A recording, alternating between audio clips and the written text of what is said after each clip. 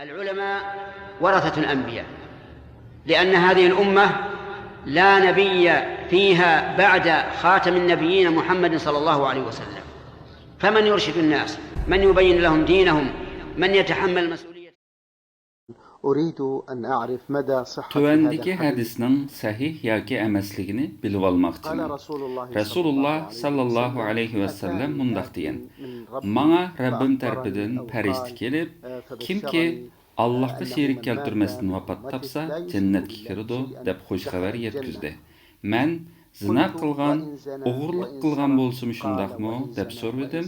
Fəriştə zina qılğan, oğurluq qılğan bolsumu şundaq dedi. Sualim şu ki, bu hadis sahihmi yo'q? Hadisning ma'nosini təfsili izohlab bergan bolsalar. Allah sizlarga ajr ato qilsin. Javob: bu sahih hadisdir. Bu hadisning ma'nosi mundaq: agar kishi islom ustida vafot topsa, zina qilgan, oğurluq qilgan bolsumu, aqibatda jannatga kiradi. Biroq Allah uning gunohlarini mag'firat qilmagan bo'lsa, oxiratda Allohning xohishi bo'yicha gunohlar sababli Allohning jazolashiga uchraydi. Bu hadis cho'ng kichik gunohlardan saqlanmasin bo'ladi degan ma'noni bildirmaydi. Aksicha, bu hadis kishining o'zida mustahkam islom aqidasi shakllantirishini tashviq qiladi. Shaksizki, kishining islomi uni do'zaxda mangu qilishdan saqlab qoladi. Ya'ni islom ustida vafot topgan kishi oxiratda gunohlari jiq kelib ketib, do'zaxga kirgan taqdirdami, do'zaxda gunohlarining jazosini tortib bo'lib, oqibatda Allohning rahmati bilan jannatga kiradi. Lekin inson shuni bilishi lozimki, o'limalarning deganidek, gunohlar kufrning vositachisidir. Kishi gunoh ishlashni davom qilaverib, oqibatda kofirlik darajasigacha yetib berishi mumkin. Bundaq bo'lib qolishdan Allohdan panoh tilaymiz.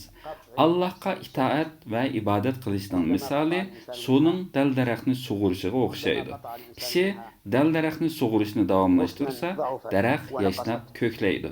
Gunohlar bo'lsa, daraxtning shexini kesib tashlashga o'xshaydi.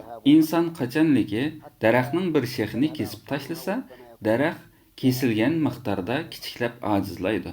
Daraxt shaxlarini kesib tashlash davomlashsa, oqibatda daraxtning butun shaxlari yo'q bo'ladi.